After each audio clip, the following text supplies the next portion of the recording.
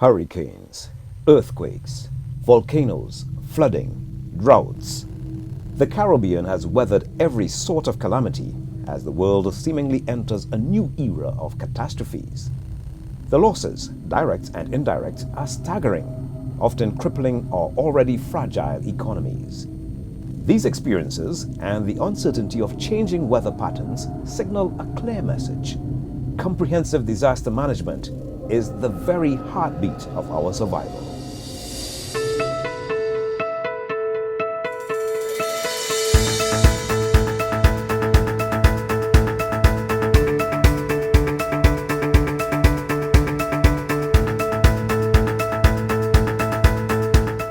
At the front line of the Caribbean's fight against hazards of any kind is the Barbados-based Caribbean Disaster Emergency Management Agency.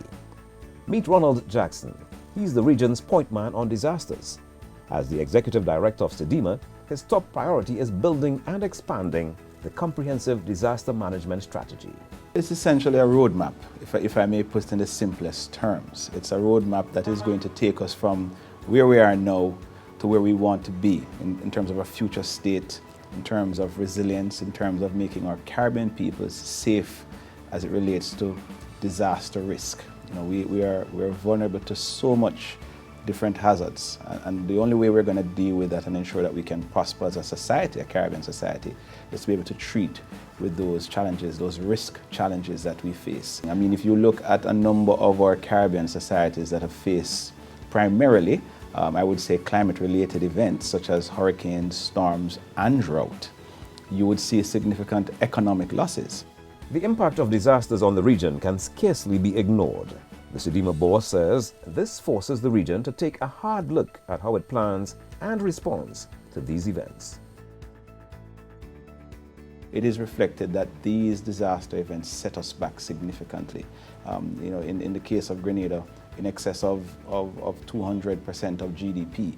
In the case of Jamaica, in excess of 60% of GDP when you look at Ivan and past events.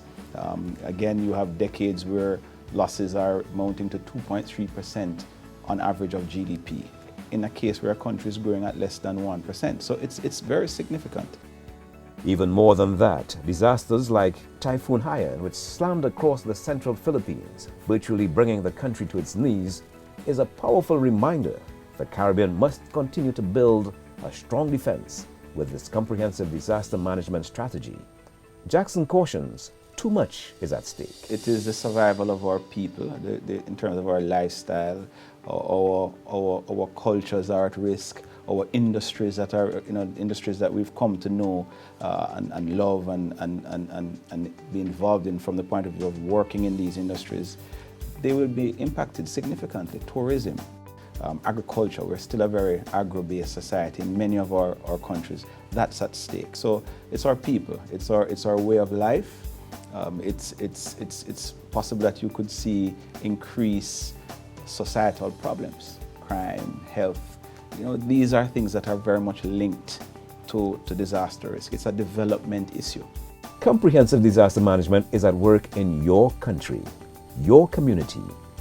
CDEMA leads regional partners, a full range of government agencies and private sector players, from merely responding to disasters to taking charge of all hazards at every stage of the disaster management cycle.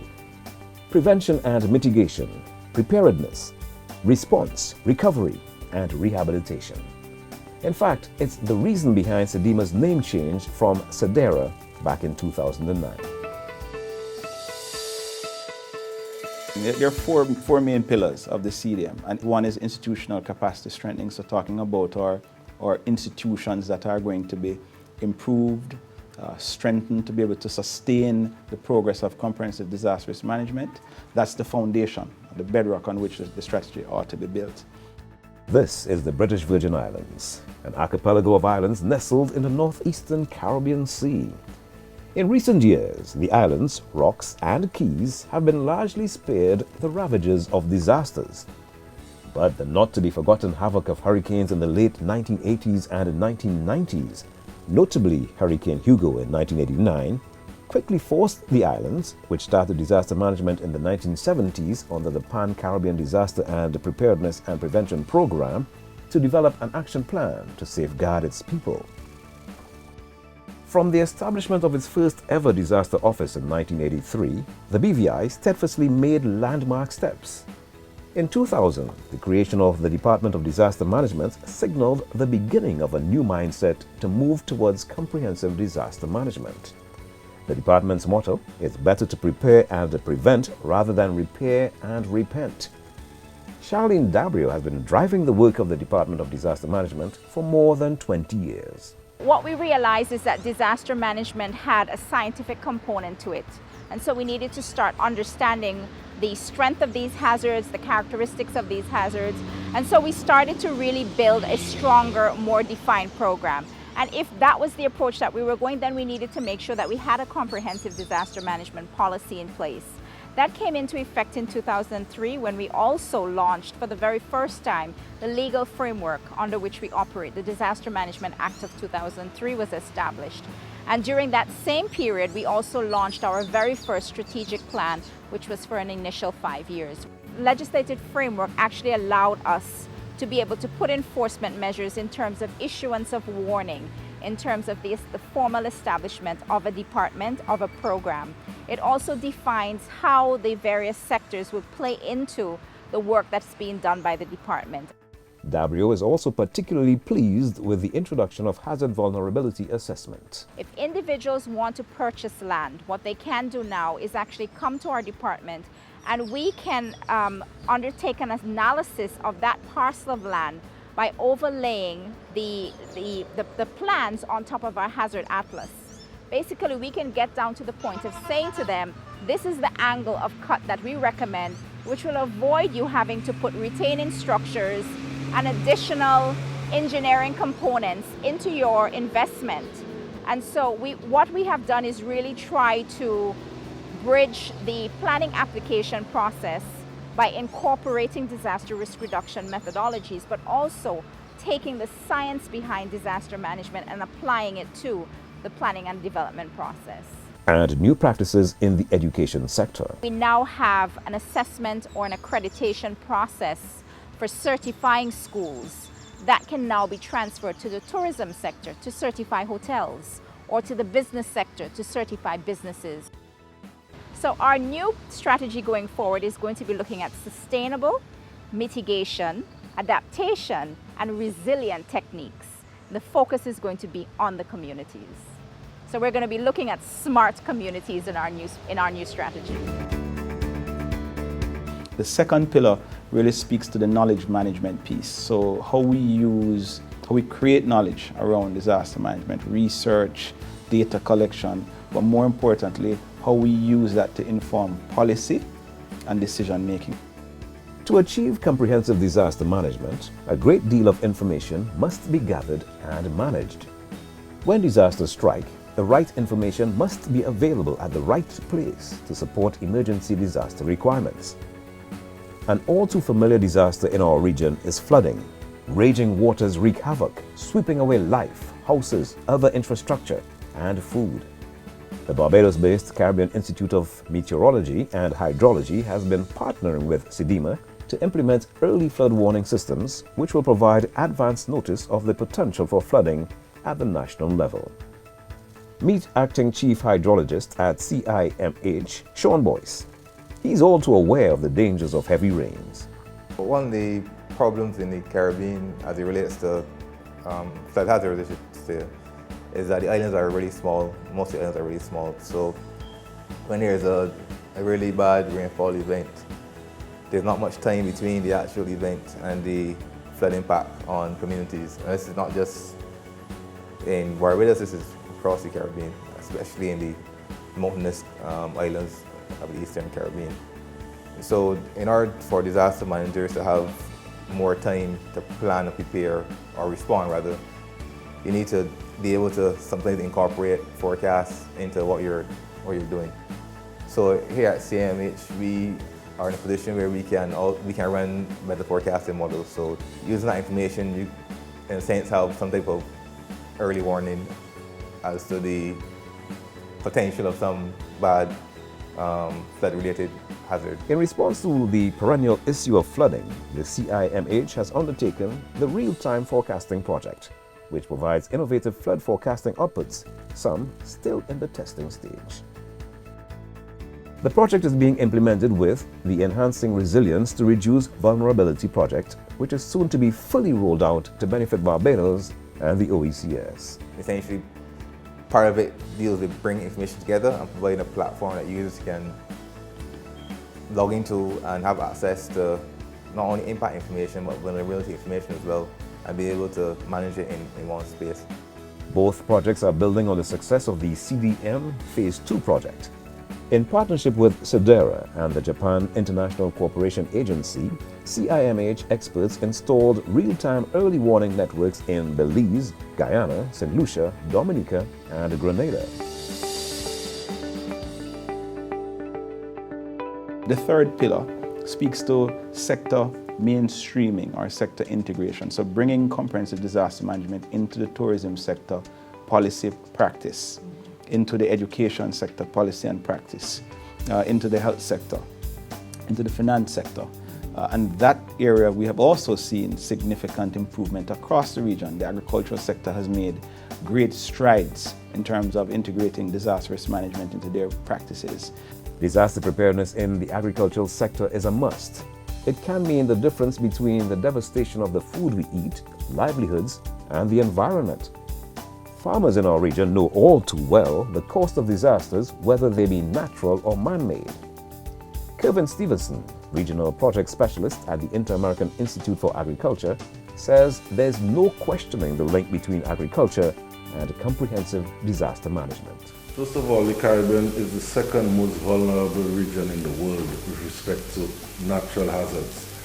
Second of all, we find most of the agricultural activities in the Caribbean is along the coastline, which makes it very vulnerable and exposed to natural disasters. And then what we find in the Caribbean, we have some countries that are very dependent on agriculture. So for example, people like Haiti, where there is over 20% of GDP to agriculture, Guyana over 20%. Any significant impact on agriculture from disasters is going to have a significant impact on livelihoods, and as a result, comprehensive disaster management is very important for agriculture in the Caribbean region. Surveys conducted by ICA across the region shows that since the year 2000, over 42% of the respondents were affected at least once a year by natural hazards, not just heavy rainfall, but droughts as well. We can go as far back as in 1979 when we saw the ravages of Hurricane David to Dominica. In 1995, we saw Hurricanes Louis, Iris, and Marilyn devastating the Windward Islands banana industry. Up to 2004, we saw the ravaging of Grenada through Hurricane Ivan, where over $20 million US was in terms of agricultural damage.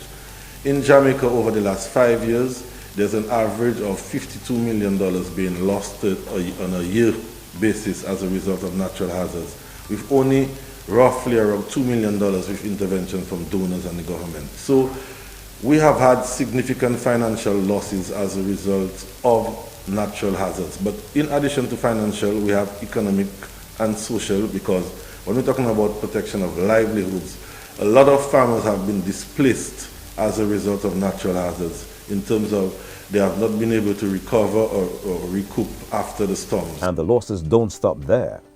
We find not only financial implications, but social implications in terms of loss of jobs, loss of livelihoods, and environmental implications in terms of loss of soil. For example, in St. Lucia, after Hurricane Thomas, we found over 50 acres of land actually gone, not available to agricultural purposes again as a result of natural hazards. So we seriously have some financial, economic, environmental, and social implications of natural hazards in the Caribbean region.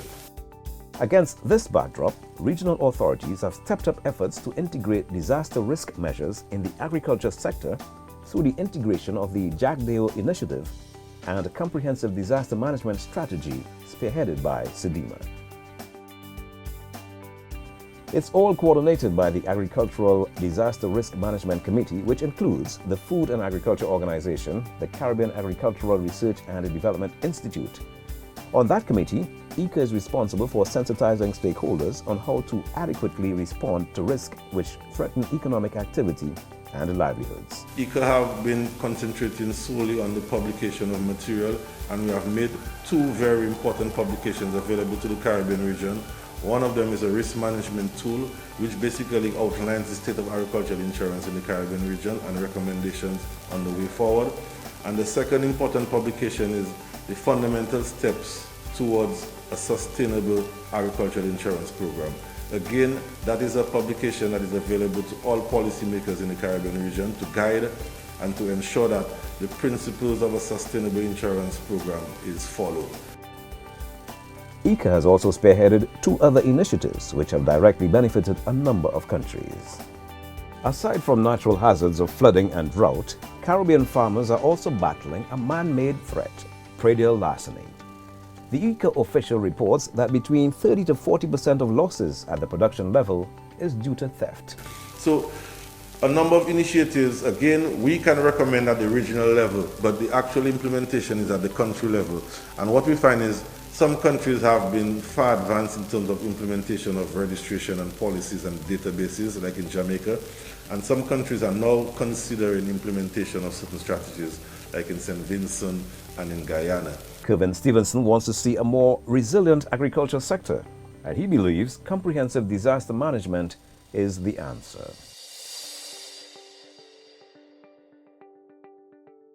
The fourth pillar, which really speaks to community resilience. And there we've also seen significant improvements in terms of moving from the 2006 benchmark over the period of 2007 to 2012, where a number of communities are now saying that they have formed community groups in support of disaster risk management across the region, developed community plans, implemented community risk mitigation projects, community coping mechanisms, and looked at the whole business of livelihood strengthening. Dominica is truly the unspoiled nature isle of the Caribbean. Its high peaks, natural waterfalls and rivers, the envy of its regional neighbors. Yet it has the highest volcanic density in the Caribbean and is highly vulnerable to hurricanes and heavy rains which trigger landslides, so the country is always on alert for an eventuality, and ordinary Dominicans are taking charge of protecting their lives. Bath Estate, just east of the city of Roseau, is a quiet rural village, historically an agricultural community, home to close to 1,400 people. But it's always under the watchful eye of residents and disaster experts, since it's highly prone to disasters. Right here at the Roseau River in the heart of Bath Estate, danger lurks. Gloria Walsh remembers all too well the rage of the river when Hurricane Dean struck in August 2007. Well, what really happened was when the river came down, because of the amount of debris that came down, it blocked the side, and then you get the water, the river came back with all the full force because of the amount of debris. It didn't have passage to flow. So what it did, it took another route, and then it went through the different housings in their yards. The community received critical help under the CARICOM-Japan Technical Cooperation Agreement. CDEMA, with the support of the Japanese International Cooperation Agency and the Office of Disaster Management, installed a model flood early warning system under the Caribbean Disaster Management Phase 2 project. The event also gave birth to the Bath Estate Disaster Management Committee, a team of trained residents determined to protect their lives. Aaron Paquette leads the response of the Community Disaster Committee. We have a community response team ahead and on the alert, and it comprises of nurses, doctors, transportation owners who can carry those that are unable. We have different teams that have what you call chainsaws, and in all sectors to prepare to assist, like I said before, during and after disaster. In the northern section of Roseau lies Fond Cole, a fishing village, an unplanned community which settled after Hurricane David.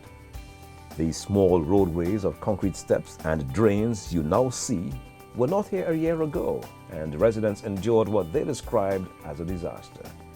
I grew up here, so I know the community then and I know it now. So it was a very challenged community in the fact that there was roads, we had just one main road. Our ways to our homes was like little tracks. When it rains, water, a problem for everybody in the community. The only one drain we had was the main drain by the main road. There is still much work to be done in Fond Cole, but residents say life is much easier. It helped the community very, very, very much because we had, as we said before, we had a lot of, we really needed some drainage. On Dominica's northwestern coast lies the vulnerable community of Bioche. The close-knit residents are champions of disaster management after receiving a major helping hand.